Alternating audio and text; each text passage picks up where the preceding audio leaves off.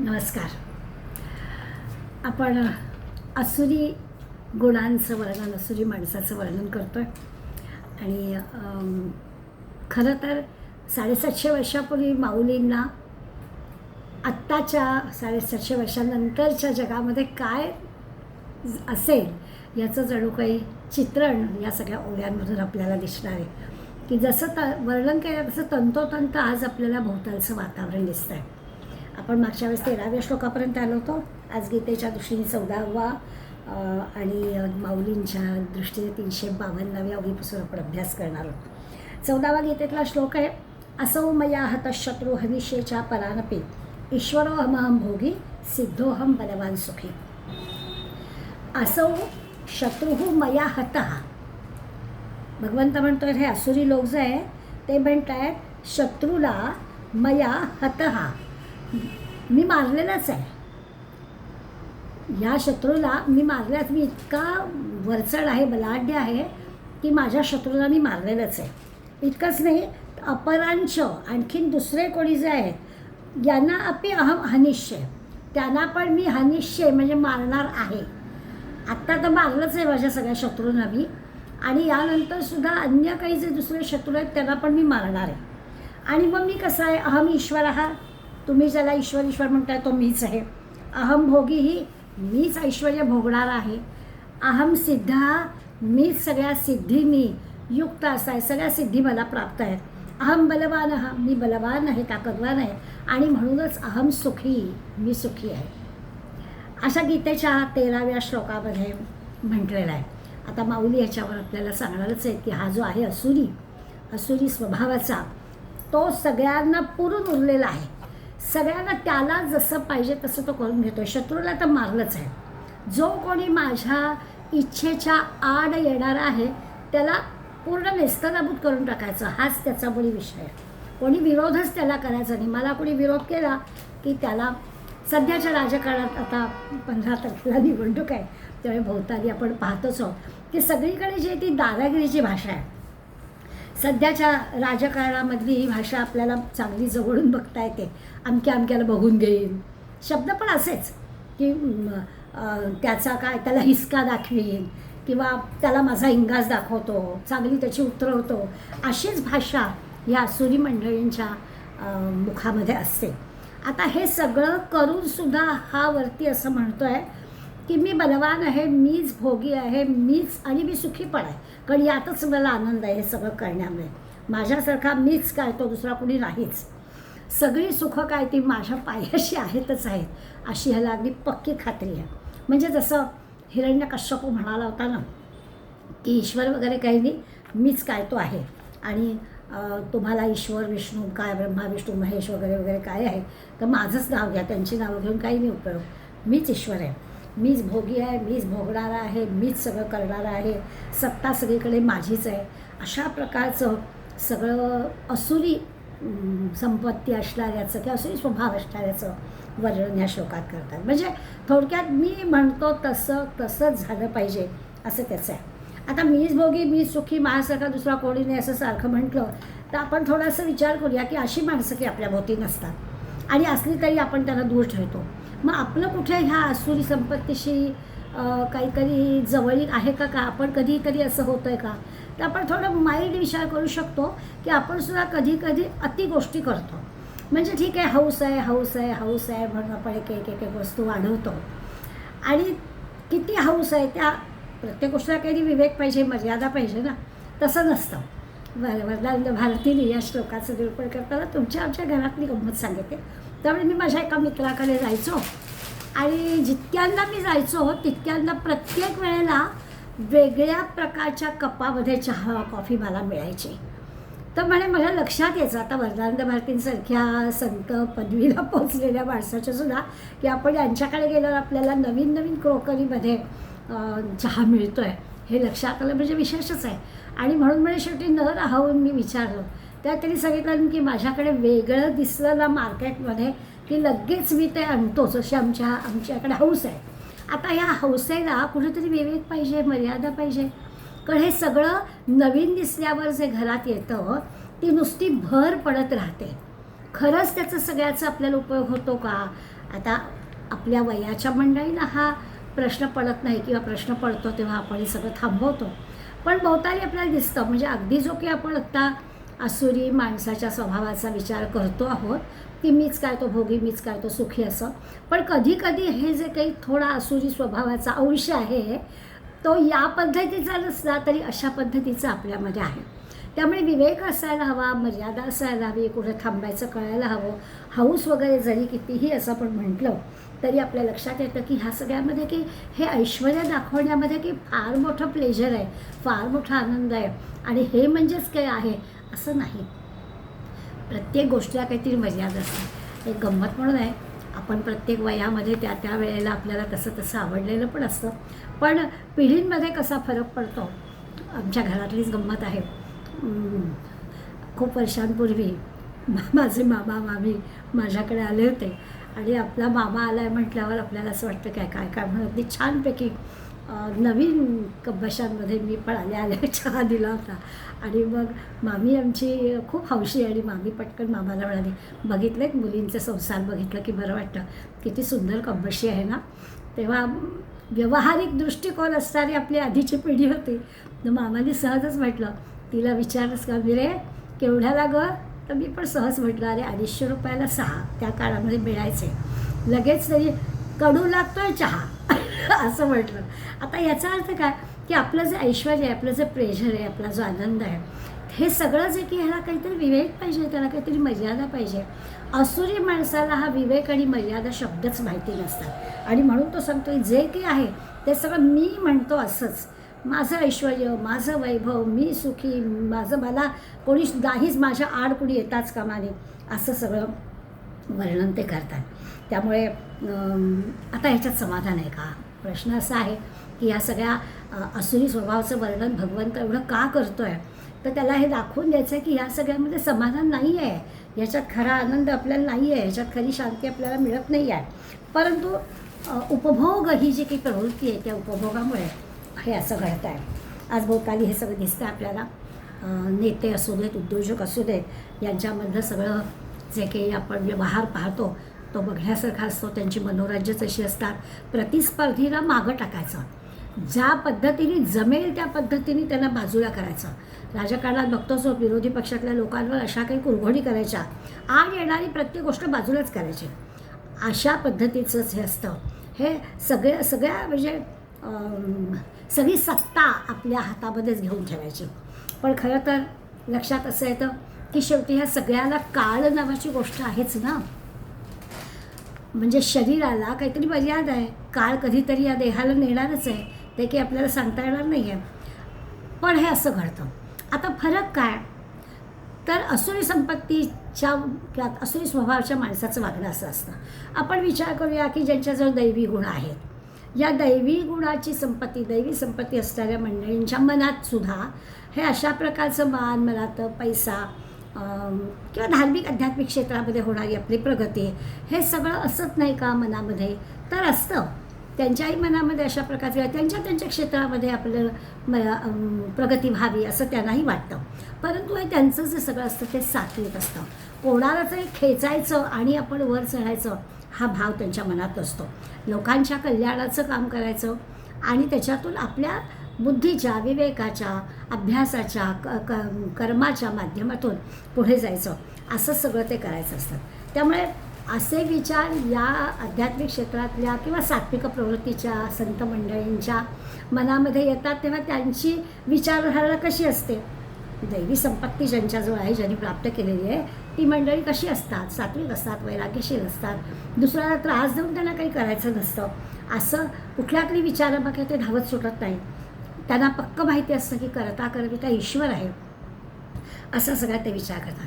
त्यामुळे हे असं योग्य आहे. त्यामुळे काय होईल, या सगळ्याचं अनुसंधान ज्याला म्हणतो, मनःशांती मिळेल, भगवंताशी अनुसंधान राहील, समाधान प्राप्त होईल. मिळालं त्याच्यात समाधान मिळेल. एखादी गोष्ट मिळाली नाही तर दुःख न करता पुन्हा प्रयत्न करण्याची इच्छा होईल. अशा प्रकारचं याचं वर्णन असतं. माऊली आपल्याला आता ह्या आसुरी स्वभावाच्या माणसाचं 13व्या श्लोकातनं केलेलं वर्णन आहे ते काही ओव्यांमध्ये सांगणार आहे. 352वी ओवी आपण पाहूया. हे मारिले वैरी थोडे, आणि काही साधित गाढे मग नादेन पवाडे एकलाची मी. हा म्हणतोय हे मारिले वैरी, वैरी म्हणजे शत्रू. आत्तापर्यंत मी सगळ्या शत्रूंना मारलं, हे काहीच नाही. आणि काही साधीनं गाढे, आणखीन पण गाढे बलाढ्य असणाऱ्या सगळ्यांना मी जिंकीन, अगदी पक्क सांगतो. आणि मग नादेन पवाडे एकलाची मी. आणि मग ह्याला तर सगळ्यांना किती पण पराक्रमी असू देत, किती पण बलाढ्य असू देत, त्यांना मारेल. आणि मी सगळा एकटाच या सगळ्याचा एक मालक अशा थाटाने राहील. मग नादेन पवाडे एकलाची मी, मीच ह्या सगळ्याचा जणू मालक आहे असा राहील. आता ना युद्धाचं उदाहरण भगवंत देण्यामागचा उद्देश अगदी सरळच आहे. हे सगळं भगवंत अर्जुनाला सांगतात. त्यामुळे अर्जुनाला भगवंत जणू काही पटवून देतो आहे की दुर्योधन दुःशासन हे कसे आहे, तर हे सगळे असुरी स्वभावाची मंडळी आहे. त्यामुळे ते हे असंच वागणार आहेत, त्यांना यातच हुशारकी वाटणार आहे, हे दाखवण्यासाठी युद्धाचं उदाहरण भगवंत घेतात की एवढ्या शत्रूंना मारला आहे आणि आणखीन पण येणाऱ्या शत्रूंना मी मारणार आहे. मग माझी होतील कामारी, तिये वाचून ये रे मारी, किंबहुना चराचरी ईश्वर तो मी. पुढे म्हणतोय हा असुरी स्वभावाचा माणूस की माझी होतील कामारी. कामारी म्हणजे सेवक, काम करणारे ते सेवक. आता हे कसं आहे की माझे सेवक जे आहेत, माझे दास जे आहेत, तेवढ्याने फक्त मी ठेवीन, मला हवेत ना ते नोकर आहेत माझे. मग माझी होतील कामारी, तिये वाचून ये रे, त्याच्याशिवाय जे कोणी इतर सगळे आहेत त्या सगळ्यांचा नाश करेल. किंबहुना चराचरी ईश्वर तो मी. आणि या सगळ्या जगामध्ये, या सगळ्या विश्वामध्ये, सगळ्या चराचराचा मालक ईश्वर नाही, मी आहे असं तो म्हणतो. आपण म्हणतो ना की सगळ्याचा मालक कोण, तर भगवंत आहे. हा म्हणतो नाही, सगळ्याचा मालक मी आहे आणि मी माझे जे नोकर चाकर आहेत, सेवेकरी आहेत, तेवढे सोडून बाकी सगळ्यांना मारून टाकेन. मी भोगभूमीचा रावो, आजीही सर्व सुखासी ठावो, म्हणून इंद्रूही वावो माते बाहुनी. आता पुढे तर तो म्हणतोय की इंद्रसुद्धा बघा फिका आहे माझ्या पुढे.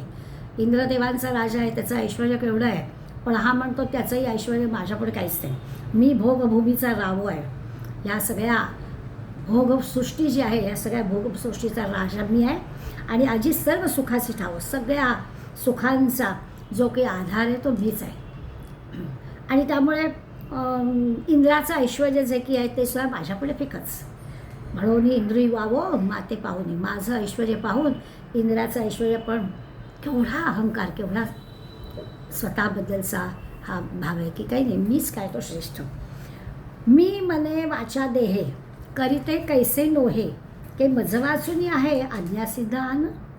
पुढे हा आसुरी वृत्तीचा म्हणतो की मने वाचा देह, काया वाचा मने आपण म्हणतो तसं ह्या माझ्या देहानी, मुखाने, वाचेनी आणि मनाने सुद्धा असं मी समजतो की मी हे सगळं माझ्या काया वाचामध्ये करेन. आणि ते म्हणजे ते कसं घडणार नाही तर घडणारच, मी ठरवलं म्हणजे घडणारच. मी मने वाचा दे करीते कैसे नोहे, का नाही होणार, एकदा माझ्या मुखातून आलं की होणारच, माझ्या मनात आलं की होणारच. काया वाचामध्ये माझ्या मनात आलं, माझ्या मुखातून आलं किंवा माझ्या देहाला इच्छा झाली की मला काय हवं ते होणारच. के मज वाचून आहे आज्ञासिद्ध आन, माझ्या आज्ञेशिवाय कुठली गोष्ट सिद्धीला जात नाही, जाणारच. मी आज्ञा केली आहे आणि होणार नाही असं घडणारच नाही. इतकी फुशारकी, इतका हुकमीपणा या असुरी स्वभावाच्या माणसाजवळ असतो. तवचीही बळीया काळू, जवन दिसे मी आतर बळू, सुखाचा केलं निखिळू रसी वामी येते. पुढे म्हणतात की असा बळीया म्हणजे जो पराक्रमी आहे, खरा सगळ्यात मगाशी जसं म्हटलं तसं काळ हा सगळ्यावरती खरा म्हणजे आहे ना. काही किती उड्या मारा पण मृत्यू सगळ्यांना आहे. त्यामुळे हा काळसुद्धा, हा तर म्हणतो काळ वगैरे काही नाही, महाशक्ती जरी किती म्हणत असलं तरी माझी शक्ती अशी आहे की त्या काळाला पण मी खिशात ठेवणार आहे. तवची बळीया काळू जव न दिसे मी आता महाबलाढ्य आहे, महाबलवान आहे माझा मी त्या काळापुढे सुद्धा. आणि पुढे म्हणतोय सुखाचा कीर दिखिळू रसिवा नेते.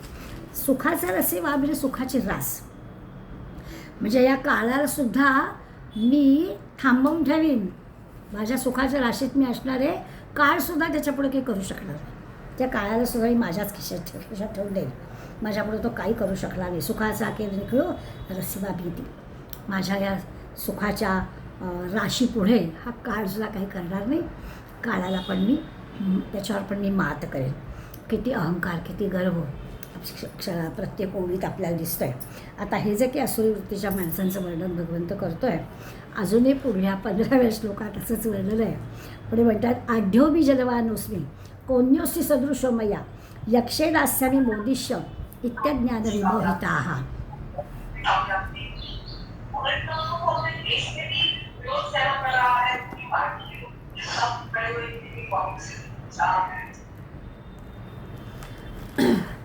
आढ्य हा अभिजनवान अस्मी. आढ्य हा आढ्य शब्दाचा अर्थ खरं श्रीमंत आहे. आपण ना आढ्यताखोर आहे असं म्हणतो एखाद्या माणसाला. आपण त्याला गर्विष्ठ अशा अर्थाने आढ्यताखोर म्हणतो. पण आढ्य हा या शब्दाचा अर्थ श्रीमंती. तर ह्या आता असुर स्वभावाच्या माणसाची श्रीमंती अफाट आहे. आणि अभिजनवान म्हणजे उत्तम कुळात जन्माला आलेला आहे. असा हा श्रीमंत धनवान मोठ्या कुळात जन्मलेला मी आहे, याची त्याला स्वाभाविकच अहंकार भयंकर आहे की मी मोठ्या कुळातला, मी श्रीमंत.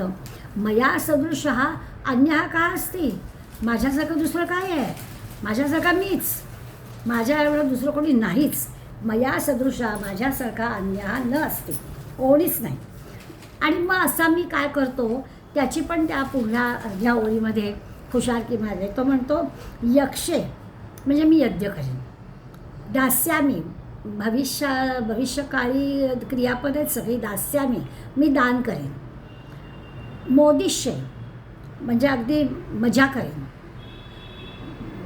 भोगच भोगायचे आहेत त्यामुळे मला हवं ते करेन.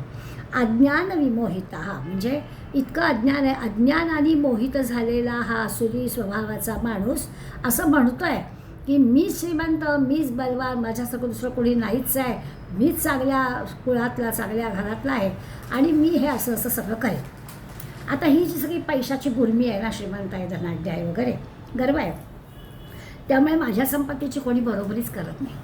भर्तृहरीचा एक श्लोक आहे. भर्तृहरीची नीतिशतकं आपण मागे अभ्यास केलेला आहे, त्याची आठवण आहे. खरं तर उपहासानं हा भर्तृहरी श्रीमंत माणसाचं उदाहरण देतो आहे. त्यांनी नीतिशतकात असं म्हटलं की यस्य अस्ति वित्तयं स नरः कुलीनः. धनाचं भर्तृहरी नीतिशतकामध्ये काय नेमकं हे आहे की जो श्रीमंत आहे ना, त्या श्रीमंताचं बघा काही चालतं.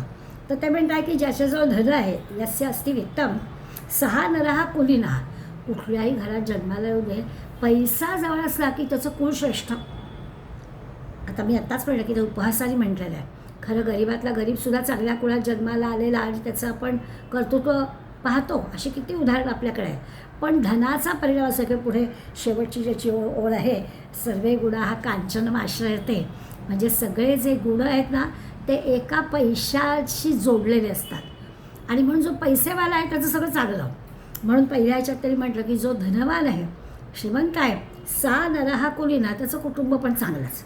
सहा पंडिता, तो विद्वान. सहा श्रुतवान, अगदी तो काय भरपूर वाचलेला, भरपूर अभ्यास केला, गुणज्ञ, अत्यंत गुणी, विद्वान. स एव वक्ता, उत्तम वक्ता पण तो. पैसा जवळ आहे ह्या नावाखाली. तो काय वक्ता आहे, काय बुद्धी त्याची आहे, तो काही विचार नाही. पैसा जवळ ज्याच्या आहे, जो श्रीमंत आहे, सगळे गुण त्याला येऊन चिकटतात. सहा दर्शनीय आहात, त्याचंच दर्शनाला घ्यावं, त्याचंच भेटायला जावं त्याला. कारण असं सर्व लोक त्याच्याचकडे येतात ना. सर्वे गुण हा कांचन आश्रयते, असं भर्तृहरीचा श्लोक आहे की सगळे जे गुण आहेत ते असं पैसेवाल्याशी बरोबर चिकटतात जाऊन. काही गुण नसतात सगळ्या श्रीमंतांजवळ, हे सगळे गुण असतात असं नाही. परंतु एक पैसा आहे, आपल्या मराठीत म्हणेला एक गोरी 1000 गुण चोरी. गोरं माणूस असलं की बाकी काय फेपटं बिपटं काही असू दे, ते सगळे दोष जातात निघून. तसं आहे, एक पैसा जवळ असला की सगळे गुण येऊन त्याला चिकटतात. ही साधारणपणे जगाची रीत आहे. जग हे असं आहे, पैसेवाल्यांकडे लोक हे करतात. पण खरं विचार केला तर विरक्ती, वैराग्य, विवेक अशी जी काही आहे त्यांची किंवा मनाची श्रीमंती ज्याला म्हणतो, अशा माणसांची श्रीमंती खरी आहे. पण असो, आपल्याला असुरी संपत्तीचा अभ्यास करायचा आहे. त्यामुळे असं घडतं, त्याही काळात घडत होतं. भर्तृहरी पण सांगतोय त्याही काळात घडत होतं. भाऊनी सांगताय तेव्हाही हे घडत आहे. आज तर काय आपल्याला पावलं पावली याचा अनुभव येतो आहे. ही जी पैशाची गुर्मी आहे ना, सगळ्या केवळ पैशाचंच नाही, रूपाचा, गुणाचा, शिक्षणाचा, सगळ्याचा अहंकार असतो माणसाला. सगळ्या जरा थोडंसं आपल्याजवळ इतरांपेक्षा काहीतरी आहे की त्याचा आढ्यता म्हणजे अशी तो जो काही अहंकार, अभिमान आहे तो येतो. अभ्यासाचा, अगदी कशाला, आध्यात्मिक विचारांचा सुद्धा, की मी काहीतरी वेगळं इतरांपेक्षा करते, मी काहीतरी 4 ग्रंथ वाचलेत, मी प्रवचन करते, हा पण एक अहंकार आहे. तो अहंकार, मी नामस्मरण करतो, काही कशाचाही अभिमान माणसाला येऊ शकतो. आपण काहीतरी इतरांपेक्षा वेगळं करतो आहे आणि त्याचा येतो. पण हा कुठल्याही प्रकारचा, कुठल्याही अगदी कलेचा, ज्ञानाचा, आत्ता म्हटलं तसं अभ्यासाचा, गुणांचा, रूपाचा, शिक्षणाचा कुठलाही अहंकार आला की तो वाईटच आहे, तो घातकच आहे. हे तर वारंवार आपल्याला गीता ज्ञानेश्वरी शिकवतेच आहे. अहंकार आला की तो घातच करणार. त्या कुठल्याच गोष्टीचा येता कामा नये. इथे तर काय वाईट गोष्टी, असुरी गोष्टी आहेत त्याचाही अहंकार आहे. म्हणजे सात्विकतेचा, धार्मिकपणाचा, आध्यात्मिकपणाचा, बुद्धीचा कुठल्याच प्रकारचा गर्व असता कामा नये माणसाला. असुरी संपत्तीचं तर नाहीच नाही. पण जर का असा अहंकार आला तर या सगळ्या गोष्टी पण तिकडेच जातील ना. अहंकार जर वाटायला लागला, मलाच सगळं येत आहे, मीच काय ते हुशार असं वाटायला लागलं की मग ती असुरी संपत्तीच झाली. या कुठल्याच गोष्टीचा गर्व, अहंकार वाटता कामा नये. दुसरा शब्द वापरला अभिजनवान, म्हणजे उच्च कुळातला पण मी आहे. म्हणजे याचा अर्थ अभिमन्यू मागं आहे. याच्याकडे माझ्या मागे शेकडो लोक आहेत. हे तर अगदी आपल्याला पटेलच. भोवताली आपण पाहतोच आहोत की राजकारणी लोकांच्या मागे असे शेकडो लोक कसे काय रिकाम टेकडे आहेत का हो. आज आपण गेले 2-3 दिवस पाहतो आहे की तुम्ही आम्ही घरातून आता बाहेर पण पडायचं नाही 2 दिवस, इतकी रस्त्याला प्रचंड गर्दी आहे. आणि मग ह्या एकेका गाडीच्या मागे असे 100-100, 200-200, 500 माणसं कशी येतात, रिकामी आहेत का. मग ह्या का जातात ते, पैशाच्या मागे धावणारी माणसं आहेत. तर माझ्या मागे शेकडो माणसं आहेत, मी हात मारले की शेकडो माणसं येतात. अशा प्रकारचा पण अहंकार याच्यामध्ये. किती माऊलींनी बारीक बारीक गोष्टींचा विचार केला आहे आणि आपल्याला तंतोतंत तसं दिसतं आहे. ही सगळी जी काही आहे म्हणजे त्याच्यात तरी वळ मी यज्ञ करीन, मी दानधर्म करीन, मग भले भले काय लोकांना जरा आश्चर्य वाटेल की अरे वा, ह्यांनी याच्याजवळ पैसा आहे बघा, आणि पैसा आहे तो त्याचं चांगलं काम करतो आहे असं लोकांना दाखवायला. त्यावेळी श्लोकामध्ये त्यांनी म्हटलं आहे की मी यज्ञ करीन, मी दान करेन, असं आहे. तोही एक प्रकारचा अहंकार असतो. आपल्याजवळ काय आहे हे दाखवण्याचा असतो. मागे मला एक चांगलं आहे, एक स्वप्नामध्ये एका बाईला म्हणे, श्रीमंतबाईला स्वप्न पडलं की यावर्षी अंबाबाईला जाशील ना तेव्हा पैठणी अंबाबाईला दे. आणि मग ते अगदी अहंकाराने सगळ्या मैत्रिणींना, सगळ्या ओळखीच्यांना, सगळ्या नातेवाईकांना सांगत होते, मी आता कोल्हापूरला जाणार आहे आणि आधी येवल्याला जाणार आहे आणि अगदी चांगली पैठणी अंबाबाईला घेऊन देणार आहे. आता ठीक आहे ना, तुला जो पैसा आहे, तुला इच्छा आहे, देवीने अगदी दृष्टांत दिला आहे तर द्यावी ना, पण गवगवा कशाला कराव्या, 4 जणांना सांगायला कशाला हवा आहे. पण ते एक सांगण्याचं, आपली श्रीमंती, आपलं हे दाखवण्याची एक पद्धत असते. बोडणाला ना आमच्याकडे मोठी परात घेतली आम्ही चांदीची, असं अगदी आवर्जून कशासाठी सांगायला हवं आहे. आणि मग नव्हतीच हो, मार्केटमध्ये तयार अशी मिळतच नाही. मी अगदी गाडगिळांना करायला लावली. हे काय खुशालकी सांगायचे. पण हे असं सांगणं, हे दाखवणं, श्रीमंतीचा असा मोठा गर्व करणं, हे असं आपल्याला दिसतं. तर ही सगळी अशी मंडळी जी आहेत, खरं तर असं असतं की यांचं बोलघेवडेपणाच जास्त असतो. कधी थोडे बोले फार असं समर्थ म्हणतात ना, तसंच असतं. पण या श्लोकामध्ये सांगितलं आहे की मी असं करेन, मी तसं करेन, सगळी भविष्यकाळी क्रियापदं वापरलेली आहेत. तर तो जो असुरीवाला आहे त्यांनी केलेलं नाही आहे, तो करणार आहे असं म्हणतो की मी श्रीमंत आहे, मी पैसेवाला आहे, मी आता दानधर्म करीन, मी आता यज्ञ करीन, असं तो करीन सांगतो आहे. अशी जी मंडळी असतात ती मंडळी काही करीनला वगैरे काही भविष्यात करीन ह्याला काही अर्थ नसतो, पण पुरुषार्थ्या मात्र म्हणत असतात. असं हे सगळे अधम, तमोगुणी, म्हणजे ह्यांचे समजा यज्ञ झालेच ना तर ते दुसऱ्याच्या वाईटासाठी असतात. जसं आपल्याला रामायणातल्या कथा माहिती आहे की त्या यांनी इंद्रजितांनी लक्ष्मणाला मारण्यासाठी जमिनीच्या खाली यज्ञभूमी तयार केली आणि तिथे यज्ञ केला. यज्ञाचा हेतू काय, तर लक्ष्मणाला ठार मारणं. तर अशा वाईट कामासाठी यज्ञ करणारी ही असुरी संपत्तीवाली मंडळी असतात. यांचं यज्ञाची पण ही पद्धती आहे. दान म्हटलं तरी ते दानाचं पण असं आहे की ते योग्य व्यक्तीला, योग्य माणसाला, चांगल्या कामाला ते दान देतील असं नाही. त्यामुळे भगवंत सगळं म्हणतो हे सगळं असं का? याचं कारण असं आहे, या श्लोकात शब्द वापरला आहे अज्ञानविहिताः. हे असं सगळं का होतं? योग्य पद्धतीने दान नाही, योग्य पद्धतीने यज्ञ संकल्पना नाही, योग्य पद्धतीने पैसा कमावणं नाही. मग ह्याचं कारण काय? तर अज्ञान विमोहिताः. अज्ञानामुळे योग्य मार्ग कोणता ते त्याला कळत नाही. त्यामुळे श्लोकामध्ये सगळ्या गोष्टी स्वच्छ केलेल्या आहेत, स्पष्ट केलेल्या आहेत. आपलं हित कशात आहे हे न कळणारा हा असुरी स्वभावाचा माणूस असतो, म्हणून तो असं करतो.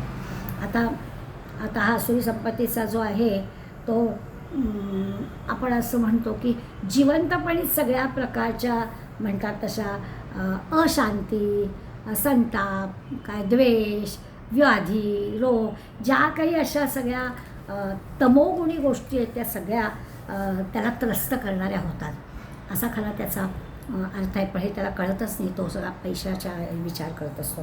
माऊली 357 सांगतात, कुबेरू आंधीला होये परी तो नेणे माझी सोये, संपत्ती मजसम नव्हे श्रीनाथाई.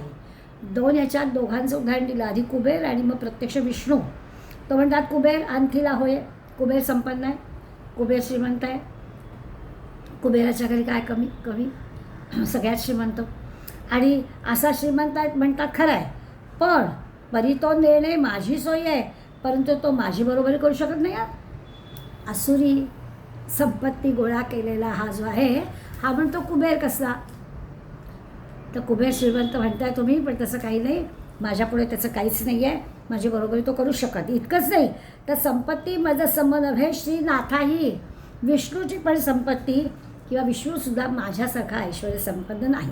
सगळ्यात काय जो ऐश्वर्य संपन्न संपत्ती जी आहे ती फक्त माझीच आहे. माझी या कुळाचा उजाळू का जाती जो गोतांचा मेळू, पाहता ब्रह्माही हळू उलाशी दिसे. कुबेर झाला, विष्णू झाला. आता म्हणतायत की काय तर माझंच काय ते कुळ आहे ते नावलौकिकाचं आहे, सगळं माझ्याचंच आहे. का जाती गोतांचा मेळू, नातेवाईक माझे, माझा सगळा समुदाय पाहिला ना तर ब्रह्माही हळू उन्हा दिसे. तर ब्रह्मदेवालाही त्याची सर येणार नाही, तोही उन्हा दिसे. आता ब्रह्मदेवाने सृष्टी निर्माण केली आणि माऊली सांगतायत की याला असा काही गर्व होतो, असा काही अहंकार होतो की तो म्हणतो ब्रह्मदेव काय रे, माझंच कुळ श्रेष्ठ, माझ्याच कुळाचा काय तो नावलौकिक, माझा सगळा जो काही जाती समुदाय आहे, नातेवाईक आहेत, हे सगळे याला कुठलीच सर येणार नाही. ब्रह्मदेवाची पण सर येणार नाही, ब्रह्मदेव पण उडा ठेवेल.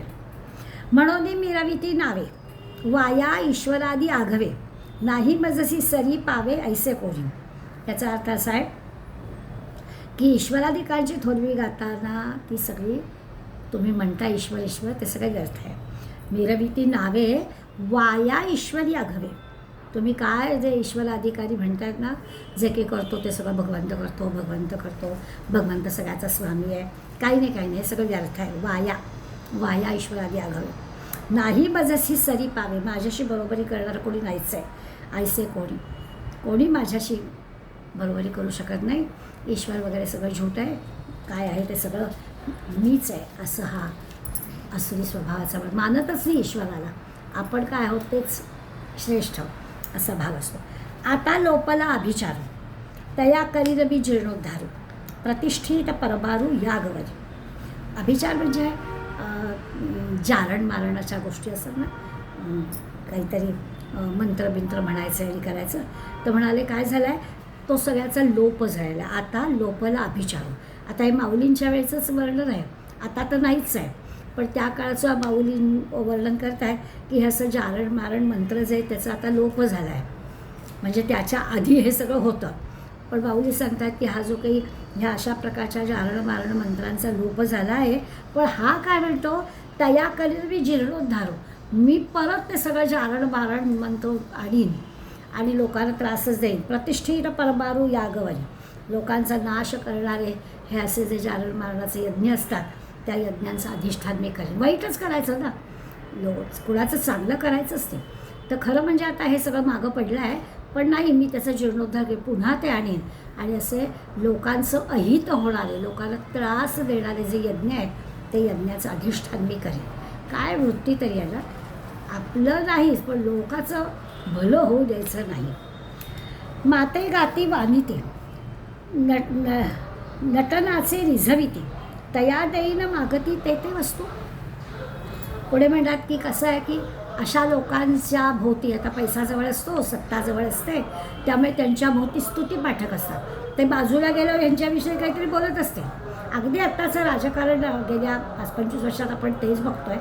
त्यामुळे आपल्याला कळतंच आहे की असंच आहे की त्याचे गोडवे गाणारे जे लोक असतात, कळत असतं तरी पण त्यांचे गोडवे तो देत असतो ना, हात ओला करत असतो ना. त्यामुळे माते गाती वानिती, माझेच गोडवे गातील, म्हणजे स्तुती पाठक माझ्या भोवती असणारच आहेत, माझी स्तुती करतील, माझं मन रिझविती नटनाचे, असं काही वर्णन करतील, मला आनंद होईल असं बोलतील. तया देईन मागती ते ते वस्तू. असं करणाऱ्याला मी काय हवं ते दे. माझ्या भोवती राहून माझी स्तुती करतील, माझं कौतुक करतील, त्यांना मी काय हवं ते दे. मग अशी जसं म्हटलं की माझ्या डोकरांना फक्त बघेल, बाकीच्याला ठार मारेल, तसं आता म्हणतो आहे मला चांगलं म्हणणारे, माझी स्तुती करणारे जे कोणी आहेत त्यांना जे काही हवं आहे ते मी देईन. तिकीट हवायला देतो, ह्याचे गोडवे गा तर तिकीट मिळेल. अशा प्रकारचं सगळं हे वर्णन आहे आणि त्याला फक्त काय हवं ते देणार, बाकीच्याला काही मिळणार नाही. माझी अन्न पाणी प्रमदांच्या लिंगते मी होईन त्रिभुवनी आनंदाकार. 362 सांगतात की असं काय करेल आणखीन, अन्न पाणी मी हवं नको, खायला प्यायला घालायलाच सांगतं. एक बाटली आणि वडापाव दिल्याशिवाय ती लोकं कामच करणार नाही. त्यामुळे हे सगळं देईन.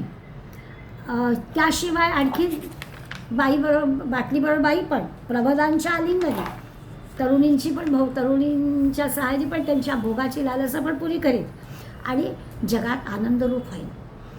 माझ्या ह्या अशा सगळ्या भोगाच्या ज्या गोष्टी आहेत त्या पुऱ्या करीनच. माझ्या संपत्तीच्या जोरावर मी हे सगळं पुरं करेन आणि माझ्या भोवती असणाऱ्यांच्यासाठी पण मी हे करेन. काय बहु सांगू ऐसे ते आसुरी प्रकृती पिसे तोरंबिती असोसे गगनवले तिये. ही जी काय आसुरी संपत्तीने वेळी झालेली मंडळी आहेत ना, ही असं सगळं बरळतात, ह्याव करीन ढ्याव करीन. आता आणखीन काय सांगू. भगवंत म्हणतो अर्जुनाला किंवा माऊली तुम्हा आम्हाला सांगता की आणखीन काय सांगावं. त्याला एक सुंदर दृष्टांत दिला आहे.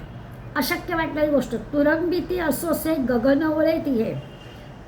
आधी आकाश, त्या आकाशाला फूल आणि त्या आकाशात आलेल्या फुलाचा वास घेणाऱ्या गोष्टींचा मनोरा हे करीन, असं हे रचतात.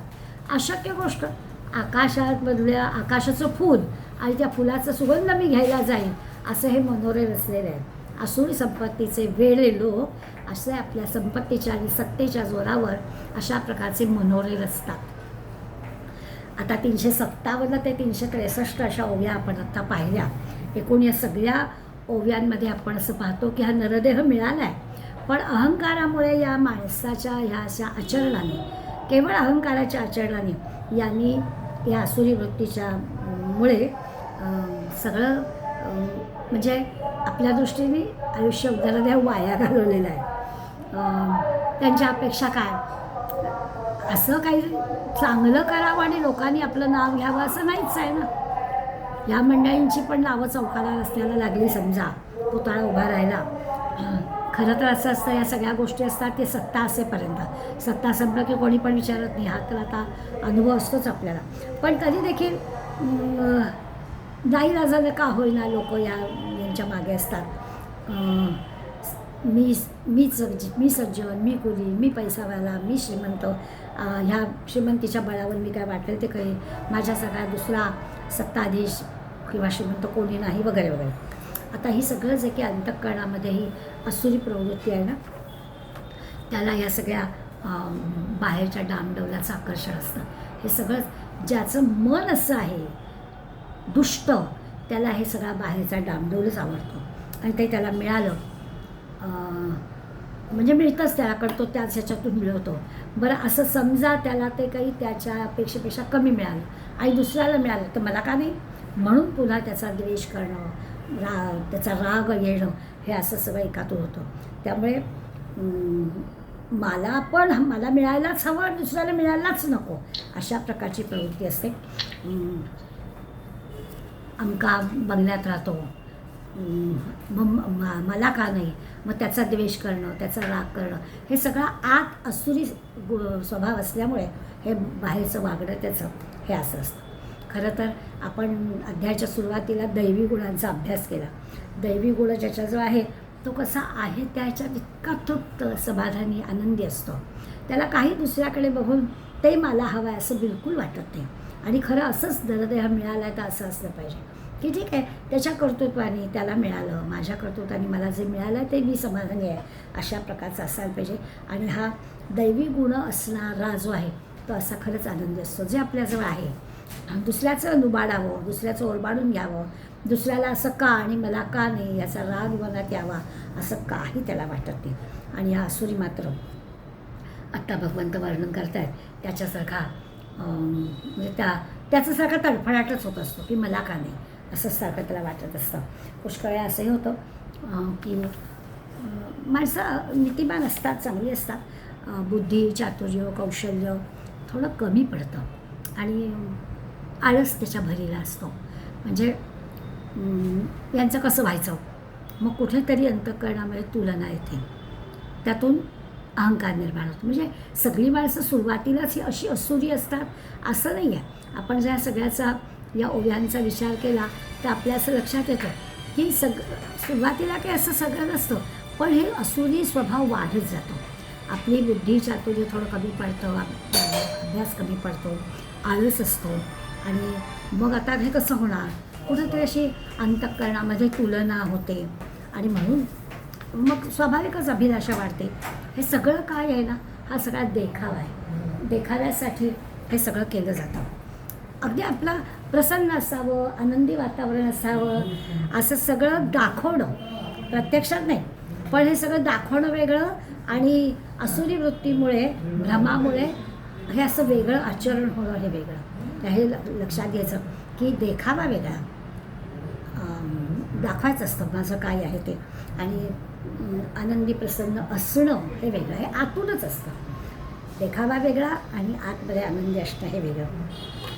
अज्ञान असल्यामुळे आपल्याला गीतेच्या विमोहिता हा असा शब्द वापरला आहे, त्यामुळे ते तसं असल्यामुळे, असुरी वृत्तीमुळे किंवा भ्रमामुळे हे असं सगळं असं आचरण घडतं. आता ह्या काही श्लोकांमध्ये आपण ह्या अशा प्रकारच्या स्वभाव असणाऱ्या माणसाचं वर्णन वाचतो आहोत. अशी माणसं आपण म्हटलं की ती अशी शांत राहूच शकत नाही, आनंदी, समाधानी, शांत अशी त्यांची वृत्तीच नसते. थोडं असं असतं की ही मंडळी अशी काहीतरी कुठल्या तरी कामामध्ये स्वतःला गुंतवून घेतात. सगळ्या प्रचंड त्यांना घाई असते, त्यांना जे हवं आहे ते मिळायला हवं असतं आणि लगेच हवं असतं, म्हणजे इन्स्टंट ज्याला म्हणतो तसं हवं असतं. आणि तसं जर झालं नाही, तसं जर मिळालं नाही तर त्यांना आणखीन राग येतो. प्रत्येक गोष्ट मलाच हवी, लगेच हवी अशी त्यांची प्रवृत्ती असते. पण जर का तीच गोष्ट आपण शांतपणे, थोडं एकाग्रतेनं, व्यवस्थितपणानं, विचारपूर्वक केलं तर कदाचित थोडा वेळ लागेल पण ते सगळं होईल. पण तसं यांचं नसतं. एक ना गड भाराभर चिंध्या जसं म्हणतो आपण, तसं यांच्या एक तर प्रचंड अपेक्षा असतात, आपल्या कपॅसिटीच्या बाहेर अपेक्षा करतात, वासना वाढतात, कामना असतात आणि ते गोंधळून जातात, भ्रमित होतात. इतके ते त्या मोहामध्ये गुरफटून जातात, इतके त्या भोगांमध्ये आसक्त होतात की हे सगळे जे मंडळी आहेत त्यांचं पुढे काय होतं तर पुढल्या श्लोकामध्ये माऊली सांगणार आहे किंवा गीता सांगणार आहे, हे असे अशुचौ नरके पतंती, हे सगळे नरकात जातात. आत्ता नरदेह असताना हे सगळं असं करतात आणि पुढे त्यांचं काय होतं तर पुढल्या श्लोकामध्ये म्हणजे 16व्या श्लोकामध्ये ते आपल्याला सांगणार आहे की पुढे ते पतंती नरकात जातात. अनेक चित्त विभ्रांता मोहजाल समावृता प्रसक्ता कामभोगेषु पतंती नरके शुचौ. अनेक चित्त विभ्रांता, अनेक प्रकारच्या ज्या काही इच्छा आहेत त्या सगळ्यामुळे त्यांचं चित्त भ्रमित झालेलं आहे. चित्त विभ्रांता, स्थिरताच नाही ना चित्ताला, त्या मोह संपतच नाही, त्यामुळे इतक्या ह्या मोहात गुरफटल्यामुळे मनाला शांती नाही. मोहजाल समावृता, गुरफटून गेलेले, जाळ्यात अडकले, मोहाच्या जाळ्यात अडकले. कामभयेषु प्रसक्तः, इतक्या विषय भोग ज्याला म्हणतो त्याच्यामध्ये इतके आसक्त आहेत की ते अशुचौ, अपवित्र अशा नरके पतंती, नरकात जाऊन पडतात. इतका पैसा, इतक्या कामना, इतका हव्यास, हाच ज्याचा सारखा विचार आहे. आता असं ज्याला असं खूप खूप हवं आहे सारखं, त्याला पैसा लागतो. आणि तो पैसा हवा असेल तर दिसेल त्या म्हणजे प्रत्येक गोष्ट जर मला हवी आहे तर ती माझी हाव पुरी करण्यासाठी पैसा लागतो. आणि तो पैसा येणं केनं मार्गानं गोळा करावा लागतो. मग ते जर मिळायला हवं असेल, आपल्या भोगायला पैसा हवा असेल, तर त्या पैशासाठी कष्ट करून पैसा मिळवणं आणि आपल्या त्या पैशाच्या जेवढे जमेल तेवढे आपल्या इच्छा पूर्ण करणं असं त्याचं नसतं. वाटेल तेवढ्या भोगाची अपेक्षा असते आणि त्याच्यासाठी जो पैसा लागणार आहे तो कुठल्याही मार्गाने गोळा करायचा. सामान्य तुमच्या आमच्यासारख्या मध्यमवर्गीय मंडळींचं काय असतं की ठीक आहे, आपण कष्ट करू, अगदी जमलं तर एक नाही डबल ड्युटी करू, किंवा नुसती नोकरीने जरा आणखीन त्याला जोडीला पाहिजे तर एखादा बारीकसा आणखीन व्यवसाय करू आणि आपल्याला ज्या काही आपल्या इच्छा आहेत त्या पूर्ण करू. किंवा मी भाड्याच्या घरात राहतो आहे, तो मला स्वतःचं मालकाचं घर, अशा प्रकारची एक सामान्य मंडळीची इच्छा असते, तो प्रयत्न करतो, त्याच्यातून त्याला काय ते मिळतं. याचं तसं नाही आहे. हा इतका भोगवादी, चंगळवादी असा आहे की काही वाटेल ते करून पैसा मिळवायचा आहे. आणि म्हणून त्याला अव्यवसायात्मिका बुद्धी म्हटलं आहे. अशा लोकांची जी बुद्धी असते ती बुद्धी स्थिर नसते. सगळ्याचं ते एक तर लगेच हवं असतं. आत्ता म्हटलं तसं प्रत्येक गोष्टीला काही वेळ लागतो ना, तर तो वेळ त्यांना मान्य नसतो. खरं तर वेळ म्हणजे थोडा वेळ लागला, योग्य पद्धतीनं विचारपूर्वक 4 चौघांना विचारून मार्गदर्शन घेऊन असं केलं तर होऊ शकतं. पण तसं ह्याला करायचंच असतं. हे लगेच पाहिजे, मला हवं तसंच पाहिजे. आणि म्हणून मोहजाल समावृता, आणि म्हणून त्या मोहाच्या जाळ्यात ते गुरफटतात. सगळं काम, क्रोध, अभिमान, अहंकार सगळं असतं. म्हणजे हे जे दृश्य जग आहे ते दृश्य जग म्हणजे मोहजालच आहे. त्या मोहजालात, मायाजालात तो अडकतो. अनेक विषय, अनेक आकर्षणं, अनेक वस्तू, अनेक व्यक्ती, अनेक अनेक प्रसंग, सगळ्यांमध्ये त्याला आकर्षण आहे. आणि मग चांगलं काय, वाईट काय, खरंच उपयुक्त काय याचा काही विचारच नसतो. त्याचा विचार न करताच हवा आहे ना आणलं, त्याचा खरंच आपल्याला उपयोग आहे का असं काही विचार करत नाही. जसं असतं खोटे दागिने किती घ्यावे असे डबेचे डबे भरलेले. अरे कधी वापरायचं ते, पण हौसेला मोल नाही अशा नावाखाली सगळं गोळा करायचं जातं. जे काही दिसायला चकचकीत दिसतं, नवनवीन दिसतं, हिच्याकडे आहे मग माझ्याकडे पण पाहिजे, अशा सगळ्या बाहेरच्या रंगरूपाला भुलणारे हे सगळं मायाजाल आहे. आपण आपल्याशी विचार केला तर आपल्या लक्षात येतं की कितीतरी आपल्या भोवताली अशी उदाहरणं आपल्याला मिळतात की अगदी घरात, बाहेर, शेजारी पाजारी, ओळखीत पाळखीत जीवनात घडून गेलेल्या काही घटनांबद्दल काय नेमकं व्हावं याचा थोडासा तरी विचार, भविष्यकाळातला थोडा विचार जर नसेल केलेला तर काय घडतं. बरं, हा सगळा जो काही विचार दृश्य जगाबद्दलचा आहे, हे सगळं जे काही गोळा करणं आपण म्हणतो आहोत ते की कायमचं टिकणारं नाही. सारखं आपल्याला गीता शिकवतेच आहे की दृष्टम तर नष्टम, जे दिसत आहे ते सगळं नष्ट होणार आहे. त्यामुळे या सगळ्या दृश्य जगाभोवती किंवा प्रकृती ज्याला म्हणतो, या प्रकृतीबद्दलच्या सगळ्या गोष्टी आहेत. आणि ही प्रकृती सगळी बदलणारी असते, यातलं काहीच शाश्वत नाही आहे. आणि मग असं जर आहे तर या अशाश्वत गोष्टींच्या ह्या सगळ्या अशा मागे लागून काय सुखशांती प्राप्त होणार, कसं समाधान मिळणार. शाश्वत जी गोष्ट आहे, चिरंतन टिकणारी जी गोष्ट आहे, ज्याच्यावर हे सगळं आधारलेलं आहे, त्या गोष्टीला आम्ही न विचार करता ह्या दृश्य जगातच आम्ही अडकतो आहे, त्याचंच चिंतन करतो आहे. आणि म्हणून प्रसक्ता कामभोगेषु, सगळा सगळं जो काही काम आहे आणि भोग आहे यामध्ये जी काही पूर्ण आसक्त झालेली मंडळी आहेत, सारखं तेच विचार, दुसरं काहीच नाही. पैसा आणि भोग याच्या पलीकडे विश्वच नाही, दुसरा विचारच नाही. आता हे जे काही पैशाच्या चिंतनाने माणूस पैसा तर कमवेल, सारखा तोच विचार असेल, दुसरं काही करायचं असेल तर तो पैसा मिळवेल. पण या अशा प्रकारच्या पैसे मिळत सुख आहे का? अलीकडे आपण म्हणतो की ही आय टीतली मुलं असतात 10-10, 12-12 तास बिचारी बाहेर असतात आणि मग त्या घरातल्या सगळ्या सुखवस्तू असणाऱ्या घरामधले ज्या काही उपभोगासाठी आपण वस्तू घेतल्या असतात ते सगळ्या नोकरांच्या स्वाधीन असतात. मोठे मोठे बंगले असतात, त्या बंगल्यामध्ये सगळ्या सुखसुविधा असतात, पण त्या बंगल्यामध्ये राहायला वेळ कुणाला असतो? अशा प्रकारचं जे सगळं आहे. त्यामुळे पैसा तर मिळतो, पैसा कमावतात, परंतु त्या पैशातला उपभोग खरंच घेता येतो का असा जर विचार केला, त्या पैशात खरंच सुख आहे का असा जर विचार केला तर लक्षात येतं की हे सगळं जे काही चाललं आहे ते जरा चुकीच्या किंवा अशा खोल दरीत जाणाऱ्या मार्गाने सगळं चाललेलं आहे. त्यामुळे पैशाच्या आणि भोगाच्या सगळ्या गोष्टी आपण रोज वाचतोच आहोत. असं म्हणतात की दारू पिणारा जो असतो त्या दारूची धुंदी चढण्यासाठी त्याला रोज थोडी जास्त दारू घ्यायला लागते. तेवढीच घेतली की धुंदी येतच नाही, थोडा डोस वाढवावा लागतो, जास्त प्रमाणात घ्यावं लागतं, त्याशिवाय त्याचा तो इफेक्ट मिळत नाही.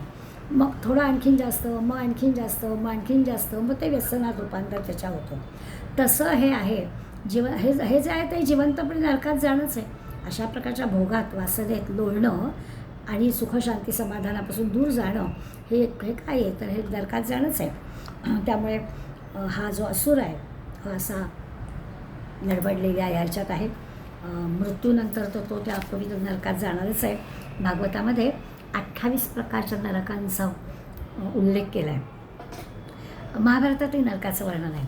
अत्यंत अशुभ असं ज्याला म्हणतात, असं अशुभ असं दाट अंधार असलेलं, रक्तामांसांचा चिखल असणारं असं त्या नरकाचं वर्णन केलेलं आहे. सगळ्या प्रकारच्या यातना त्या ठिकाणी भोगत असणारे अनेक देह,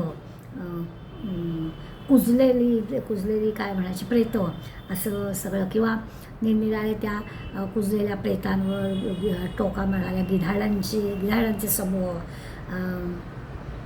रक्तामांसाच्या नद्या, असं सगळं भयावह वाटणारं. म्हणजे खरं तर हे आपल्याला वाचवतच नाही, आता आपल्याला पुढे वाचायचं आहे, परंतु ह्या सगळ्या गोष्टी आपल्याला थोडक्यात काय, ही जी असुरी प्रवृत्ती आहे त्या मार्गानं जाऊ नको, दैवी गुणांच्या मार्गानं जा असं खरं म्हणजे माऊलींना सांगायचं आहे. पण दुसरा मार्ग किती वाईट आहे हे सांगायलाच हवं ना. आज आपण तरुणांच्या पुढे सांगताना आपल्याला हेच सांगायचं आहे की अरे काय चांगलं आणि हे जे चाललं आहे ते अधिक खोल वैताकडे जात आहे तुम्ही, हे सगळं वर्णन सांगावं लागतं. तीच गोष्ट भगवंत इथे अर्जुनाला सांगतो आहे. आपण पाहिलं आहे की दैवी गुण संपल्यानंतर असुर गुणांचं हे सांगताना भगवंतांनी स्पष्ट सांगितलं अर्जुनाला की अर्जुना तू दैवी गुण घेऊन आला आहेस, तुला या असुर गुणांचं वर्णन सांगण्याची खरं म्हणजे आवश्यकता नाही, तरी पण मी तुला सांगतो. म्हणजे आपल्या घरातल्या एखाद्या चांगल्या शहाण्या बुद्धिमान मुलाशी हा बोलला पाहिजे विषय की तुझ्याबद्दल मला खात्री आहे, तू चांगला आहेस, पण वाईट काय जग आहे हे मी तुला सांगतो आहे. अगदी तसंच वर्णन इथे आहे. भगवंत अर्जुनाला, नाही तर हे सगळं अर्जुनाला सांगण्याची काही आवश्यकताच नाही आहे. स्वतः भगवंतच त्याला असं म्हणालेलं आहे की तू दैवी गुण घेऊन आलेला आहेस, तुला काय गरज आहे, तुला काय आवश्यकता नाही, पण तरी तुला माहिती पाहिजे जग किती वाईट आहे हे माझ्या घरात तरुण नातवाला माहिती पाहिजे, आणि त्याच्यासाठी हे सांगायला हवं. त्याच्यासाठी अर्जुनाला भगवंत हे सगळं सांगतो आहे. माऊली या नरकाचं वर्णन करणाऱ्या ज्या ओव्या आहेत, आपण आत्ता श्लोक वाचला आहे, त्याच्या ओव्या आपण पाहणार आहोत. माऊली म्हणतात, ज्वराचे नि आरोपे रोगी भलतैसे जल्पे, चावळती संकल्पे जाणते तैसे. ज्वर म्हणजे तापाचा भर असतो ना, तर खूप ताप आला की रोगी काहीतरी बडबडतो काहीतरी. ज्वराचे नि आरोपे रोगी भलतैसे जल्पे, काहीतरी भलतंच बडबडतो, काही त्या बोलण्याला काही नसतं, कळत नाही त्याच्या मागचं काय कारण ते. चावळती संकल्पे जाणते तैसे, तसे ह्या असुरी वृत्तीचे लोक आहेत की त्यांच्या मनामध्ये जे असे विषयांचे संकल्प आलेले असतात त्यावेळेला वाटेल ते बरळतात, कळतच नाही त्यांना. ताप आलेल्या माणसासारखं ते वाटेल ते करायला जातात. अज्ञान आतले धुळी म्हणून आशा वाहटोळी, भोवंडी जती अंतराळी मनोरथांच्या. किती असतं तर मनोरथ म्हणजे आशा इतक्या वाढलेल्या असतात, जणू काही एखादी वावटळ यावी आणि आपलं वावटळ आली की चित्त विचलित व्हावं, तसं म्हणे अशी अज्ञानाची धूळ आकाशामध्ये म्हणजे मनाच्या आकाशामध्ये अशी फिरत राहते. अज्ञान आतले धुळी म्हणून आशा वावटळ येते आणि भोवंडी जाते अंतराळी मनोरथांच्या. गरगर फिरायला लागतात आकाशात. अज्ञानरूपी धुळीची मनोराज्य म्हणजे त्या माणसाची मनोराज्य एका पाठोपाठ एक त्याच्या मनामध्ये अशा काही गोष्टी येतात आणि ते थांबतच नाही, गरगर फिरतं. जशी वावटळ यावी तसे मनामध्ये नवीन नवीन विचार येतात आणि अज्ञानामुळे हे सगळं घडतं. आशेची वावटळ येते. ह्यानंतर ह्याच्यानंतर हे हवं आहे, हे हवं आहे, हे हवं आहे, असं सगळं घडतं. अनियम आषाढ मेघ का समुद्र उर्मी अभंग तैसे कामिती अनंग अखंड काम. पुढे म्हणतात की आषाढामध्ये कसं असतं, धोधो पाऊस पडतो ना, सारखे ढग यावे किंवा समुद्र उर्मी म्हणजे समुद्राच्या लाटा अशा एका पाठोपाठ एक अखंड येतात. आषाढ महिन्यामध्ये धोधो पाऊस पडतो, सारखे आकाशात ढग येतात, धोधो पाऊस पडतो, समुद्राच्या लाटा पडशा उसळ्या मारतात, अखंड एका पाठोपाठ येतात. तैसे कामिती अनंग अखंड काम. तैसं तसं या एकामागोमाग एका लाटा येतात तशा म्हणजे याच्या इच्छा एकामागोमाग इतक्या आता थांबतच नाही. समुद्राच्या लाटा थांबतात का, तशा या आसुरी माणसाच्या इच्छा थांबतच नाही. एक बाहेर की दुसरं, दुसरं बाहेर की दुसरं, अखंड चालूच लाटाच, कामनांच्या लाटा. मग पै कामनाची तया जीवी झाल्या वेलरिया वोरपिली काटिया कमळे जैसे. मग पुढे म्हणतात की ही अशा ज्या इच्छा एकामागोमाग येतात, ह्या इच्छांच्या वेलींचं जाळं, जीवी झाल्या वेलरिया म्हणजे वेली, आणि ह्या वेलींचं जाळं असं तयार होतं आणि ते असं सगळीकडे पसरतं, मनामध्ये पसरतं, चित्तात पसरतं कामनांचं जाळं. आणि जसं त्या म्हणजे वेलींच्या ह्याच्यात कमळांच्या ह्याच्यात ओढतात, कमळं ओढावी तसं म्हणे ते होतं. चित्तामध्ये कामनांचं जाळं तयार होतं आणि त्या चित्तात पसरल्यावर काट्यावरून जशी कमळं ओढावी तशा एकामागोमाग अशा कामना ओढल्या जातात. किंवा दुसरं उदाहरण देतात, पाषाणाची माथा हांडी फुटली पारथा. अर्जुनाला म्हणतात की पाषाणावर दगडावर पडून काय समजा मातीचं भांडं आहे तर ते माठ किंवा काय पडला तर स्वाभाविकच आहे, दगड असल्यामुळे त्याचे तुकडे तुकडे होतील. जीवी तैसा सर्वथा कुटके झाले. तसं म्हणे होतं, दगडावर मातीची घागर पडली की तुकडेच होणार ना. तसं त्याच्या कठीण अंतःकरणावर ह्या अशा कामना आदळतात आणि त्या कामनांचे सगळ्या बाजूने तुकडे तुकडे होतात, मनोरथांचे तुकडे तुकडे होतात. अंतःकरण रूपी जणू काही दगडावर त्या आदळतात. कठीण असतं अंतःकरण, कठीण आहे त्याच्यावर ते आदळतात. दगडावर जशा घागर पडली तर तुकडे होतील, तसं अंतःकरणावर त्या कामना एका पटोळी घेतात आणि त्या कामनांचे तुकडे होतात. तेव्हा चढतीये रजनी तमाची होय पुरवणी तैसा मोह अंतःकरणी वाढवची लागे. मग असं जेव्हा घडतं, आशांचे तुकडे तुकडे होतात, म्हणजे इतक्या वाढतात किंवा चढतीये रजनी आणि मग रात्र वाढते. रात्र वाढली, अंधकार वाढत जातो. तमाची होय पुरवणी, तम म्हणजे अंधकार, अशी जोड मिळते. आधीच अंतःकरणामध्ये आशांचं जाळं झालेलं आहे कामनांचं, त्याच्यात रात्र, त्याच्यात काळोख, तैसा मोह अंतःकरणी वाढवची लागे. आणि तसा दिवसेंदिवस मोह वाढत जातो, एकावर एक येतच. आधी आशा वाढते, मग त्याच्यात काय काय काय काय घडतं आणि वातावरण पण असंच मिळतं, रात्र, काळोख, आणि त्याच्यामध्ये अंतःकरणात दिवसेंदिवस वाढणारा मोह. आणि ह्याच्यावर स्वाभाविकच करणार काय, तर थांबता येतच नाही असा त्याचा खरा अर्थ. आणि वाढे जव तव जव मोहो तव तव विषयी रोहो विषय तेथ ठावो पातकांचे. आता असं जेव्हा इतका मोह वाढतो, म्हणजे इतका भ्रम वाढतो, कुठे थांबावं कळत नाही, असं जे वाढेल, इतक्या वासना, इतक्या कामना आणि इतकी मनोरथ, स्वाभाविकच त्याच्या होणाऱ्या चिंता, त्याच्यात जरा विचार भ्रष्ट होणं, अविवेकीपणा, अशामुळे तो भ्रम आणखीन आणखीन उंच उंच होत जातो. तो काय वागतो आहे त्याचं त्यालाच कळत नाही, इतका विषयांमध्ये गुरफटून जातो. आणि मग जिथे जिथे विषय आहेत तिथेच मुळे हे सगळं पातकांचं मूळ आहे. म्हणजे ना ती एक शृंखलाच आहे, मोह, भ्रम, विषय, पुन्हा त्याच्यासाठी पापाचरण, आणि मग या सगळ्याचा परिणाम नरक. पापे आपले ठावे जव करीती मेळावे तव जितांची आघावे येते नरक. या सगळ्याचा शेवटी काय परिणाम होतो ते इतकी पापं वाढतात आणि पापांचे असे सगळे समूह आपापल्या शक्तीचे समूह तयार जव करीती मेळावे तव जितांची आघावे येते नरक. आणि तसं या आसुरी लोकांना जिवंतपणीच नरक दुःख भोगावे लागतात. हे नंतर देह टाकल्यानंतर नरकात जातो वगैरे काही नाही. ही अशा प्रकारची लालसा मनामध्ये असणारा अविचारी अविवेकीपणाने या सगळ्या गुंताड्यात अडकणारा हा आसुरी प्रवृत्तीचा माणूस हा जिवंतपणीच नरकातल्यासारखी दुःख भोगतो. कारण इतकं पाप होतं की पुढल्या जन्मात नाही, याच जन्मात त्याला हे सगळं भोगावं लागतं. म्हणून गा सुमती जे कुमनोरथा पाळीते ते आसुर येती वस्ती तया ठाया. सुमती म्हटलं आहे अर्जुनाला. तर बुद्धिमान आहेस तू अर्जुना, म्हणून गा सुमती, म्हणून अर्जुना तुझ्याजवळ बुद्धी आहे. कुमनोरथा पाळीते, हे जे सगळे वाईट कुवासना ज्यांच्याजवळ आहेत, ज्याला धर्म नाही, मोक्षाचं म्हणजे तुला तर सगळं ज्ञान आहे, बुद्धिमान आहेस तू, तर तुला हे सगळं कळतं आहे.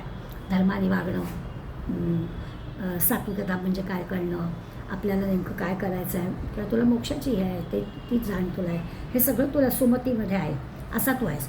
पण हे दुसरं जे आहे आसुरी लोक आहेत ज्यांच्या चित्तामध्ये या कुवासना कुमनोरथच आहेत, त्याला मरणोत्तर तर आहेच, परलोकामध्ये गेल्यावर नरकात जायचं आहेच, पण याची देही याची सुद्धा त्याला नरक यातना भोगावे लागणार आहे. जेथ असी पत्र तरुवर खादी रांगाचे डोंगर तातला तेली सागर उतताती. पुढे म्हटलं आहे असी म्हणजे तलवार, आणि असी पत्र तरुवर म्हणजे तलवारीच्या धारेसारखं पानं असतात, आणि अशी झाडं असतात की त्यांच्या तलवारीच्या धारेसारखी त्याला पानं असतात. आणि काही खादी रंगाचे डोंगर म्हणजे खैराचे जे हे असतात त्याचे निखाऱ्यांसारखं दिसतं. म्हणजे ते डोंगरावर काय असतं तर खैराच्या निखाऱ्यांचे डोंगर असतात. आणि तिसरं म्हटलं आहे तातला तेली सागर, तापलेल्या तेलाचं सागर, हे सगळं उसळतं. म्हणजे आता ह्या 3 गोष्टी आपल्याला बघायला मिळते, पण कल्पनेने आपण करू शकतो की पानाला धारच आहे, झाडं मोठी मोठी, त्या पानाला धार कशी आहे तर तलवारीसारखी आहे. दुसरं सांगतात की डोंगर आहेत निखाऱ्यांसारखे, लाल तप्त झालेले निखारे आहेत आणि तसे डोंगर आहेत, आणि तापलेल्या तेलाचा सागर आहे. आपण समुद्रात जातो छानपैकी थंड हवा घेण्यासाठी, इथे तापलेल्या तेलाचा समुद्र आहे. जेथ यातनांची श्रेणी हे नित्य यमजाचणी पडती ती दारुणी नरकलोकी. वर्णन चाललं आहे आता इथे काय आहे, तिथे यातनाची पंगत बसली आहे. श्रेणी म्हणजे पंगत बसलेली आहे, श्रेणी पंक्ती बसलेली आहे, सगळ्या एका पाठोपाठ एक यातना. हे नित्य यमजाचणी, यमाचा नित्य नवा जाच इथे आहे, काय काय गोष्टी तो करायला सांगणार आहे. आणि पडती ती आहे दारुणी नरकलोकी, अशा या महाभयंकर अशा दारुण अशा नरलोकांमध्ये हे आसुरी लोक येऊन पडतात. ऐसे नरकाची या ऋषेले भागी जे जे जन्मले तेही देखो भुलले यजिती यागी. असे जे सगळे निवडक भागीदार जन्माला आले आहेत, नरकात जाणारे निवडक भागीदार आहेत, ते खरं म्हणजे देखो भुलले याजिती यागी. खरं म्हणजे अशा वृत्तीचेच सगळे असतात असं नाही. याच्यापूर्वी खरं म्हणजे अधार्मिकच, आता ईश्वर वगैरे नाही मानायचा, मीच काय तो शहाणा, असं हे भ्रमिष्टपणाने केलेलं आहे. त्यामुळे अशी मंडळीसुद्धा भ्रमिष्ट होऊन काय करतात, तरी देखो भुलले यजिती यागे, ते असे भ्रमिष्ट झालेले पण यज्ञ करण्याकडे प्रवृत्त होतात. देही देखो भुलले यजिती यागे. आता हे सगळं असं आहेत ना, नरकाचे भागीदार झालेले आहेत, पूर्णपणानं अधार्मिक आहेत, पण ते सुद्धा इतकं सगळं झालं की मग यज्ञाकडे प्रवृत्त होतात. येरवी आगाधिक क्रिया लाहणे त्याची धनंजया पण विफळती आचोरीनं नाटकी जैसे. म्हणजे एरवी अर्जुना विचार केला ना तर यज्ञयागाच्या कर्माने स्वर्गप्राप्ती होते, तेच त्यांना प्राप्त होणं योग्य असतं. पण नरकात जाणं धर्माचरणाचा नुसता देखावा करायचा, त्याप्रमाणे ही यज्ञादी कर्म करू नये. अहंकार असतो, दंभ असतो, गर्व असतो, त्यामुळे त्यांना नरकासारखं आहे असं विरुद्ध फळ मिळतं. म्हणजे त्यांनी यज्ञ केले तर त्यांना काही त्या यज्ञाचं फळ मिळालं नाही, त्यांना हे असंच फळ मिळालं. कारण मुळात असं असतं की सगळं करून झालं की मग नाही काही जमतच नेमचं ना, मग हे तरी करून बघू असं करतात, मग त्याचं फळ मिळत नाही. हा त्याचा खरा अर्थ आहे. गैरमार्गाने वाईट मार्गाने जे जे हवं ते करायचं, इतक्या टोकाला जायचं आणि मग काही अगदी कंठाशी आलं की मग मात्र अशा प्रकारचे काहीतरी यज्ञयागादी क्रिया करून बघायच्या, त्यांनी काही प्राप्ती होते का बघायचं. मग हा सगळा देखावा असतो धर्माचरण करण्याचा, दान देण्याचा वगैरे वगैरे. आणि मग ते जे काही आहे त्या धर्माचरणाच्या नुसत्या देखावाने काहीच होत नाही. जे काही दंभाने अहंकाराने सगळं झालेलं आहे त्यांना नरकासारखंच फळ मिळतं. वल्लभाची या उजरिया आपण या पती कुस्त्रिया जोडोनी तोशिली जैसिया आहे वपणे. एक उदाहरण देत आहे की एखाद्या एरवी आपल्या म्हणजे पतीचा आश्रय असतो. वेश्या जी असते तिला काय पतीचा आश्रय नसतो. मग ती वेश्या जशी स्वतःला समजा ती सौभाग्यवती मानायला लागली आणि त्याच्यात ती समाधान माहीत असेल तर तसं म्हणे हे आहे की ते काही खरं नाही. वेश्येला सौभाग्यवती स्वतःला मानून काय समाधान मिळणार आहे, कोणाच्या नावाचं कुंकू ती लावणार. तसं म्हणे आहे की इतकं सगळं भोग लालसे भ्रष्ट झालेलं आहे, अविवेकाने वागले, त्यांनी नंतर पोटे अगदी यज्ञ केले तरी त्याचं फळ त्याला मिळत नाही. अशा ज्या स्वैर स्त्रिया आहेत त्यांच्याबद्दलचं हे उदाहरण माऊलींनी आपल्याला दिलं. तर असं सगळं जे की असुरी वृत्तीचं वर्णन आपण वाचतो आहे की यांना दुसरं काही नाही, याच देह असतानाच नरक यातना भोगावे लागतात. परलोकात गेल्यावर तर नरक यातना आहेतच असं स्पष्टपणानं भगवंतांनी अर्जुनाच्या नावाने सांगितलं. हेतू हाच आहे की या अशा प्रकारच्या मार्गाला शहाण्या माणसाने जाऊ नये. सुखाने, शांतीने, समाधाने आपल्याला आपल्या स्वतःच्या कर्तृत्वाने जे मिळणार आहे त्याच्यामध्ये आनंद मिळेल, सुख मिळेल, त्याच्यातच आपण राहावं. दुसऱ्याला मिळत आहे आणि म्हणून मला पण मिळालं पाहिजे आणि कितीही वाईट मार्गाचा अवलंब करून मी ते मिळवीनच, ही जी असुरी प्रवृत्ती आहे त्या प्रवृत्तीपासून अर्जुना लांब राहायला हवं. हा खरा सांगण्याचा हेतू आहे. पण भगवंताने टोकाचं उदाहरण देऊन या असुरी स्वभावाबद्दल आपल्याला सांगितलं. अजूनही काही 2-3 श्लोक आपल्याला याच्याबद्दल पाहायचे. पुढला भाग आपण पुढल्या वेळेला पाहूया. आज इथेच थांबूया. धन्यवाद.